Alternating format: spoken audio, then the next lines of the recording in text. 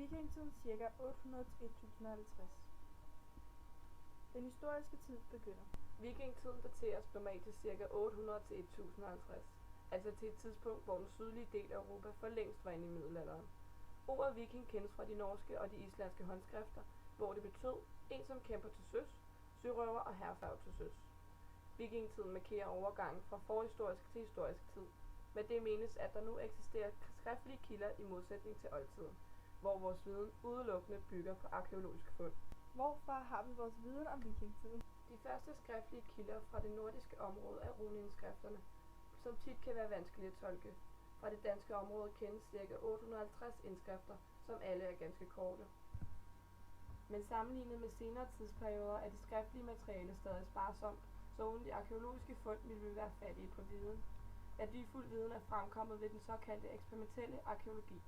Rekonstruktionen af huse, redskaber og skibe har bidraget betydeligt til en større viden om vikingsamfundet. Vikingerne er hjemme.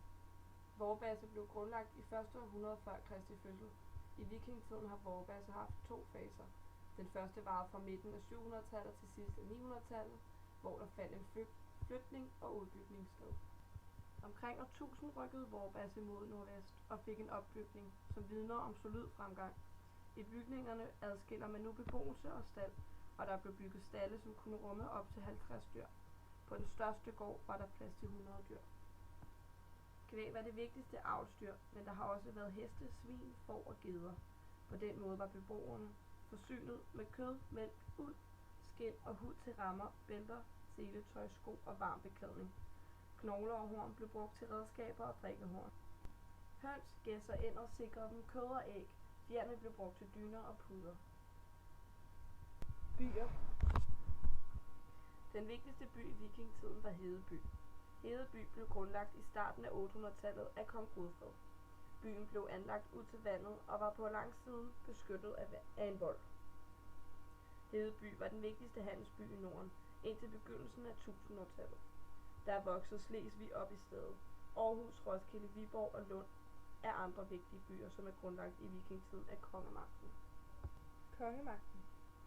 Det er sandsynligt, at der allerede omkring år 700, det vil sige før vikingetiden, har eksisteret en kongemagt. For udtrykket dannernes konge bruges der i de skriftlige kilder i Frankerriget. Globelinden. Globelinden er lavet i vikingetidens stil med bånd, der slynger sig. Den er bygget op omkring en lodret linje i midten, fremstillet som et træstamme.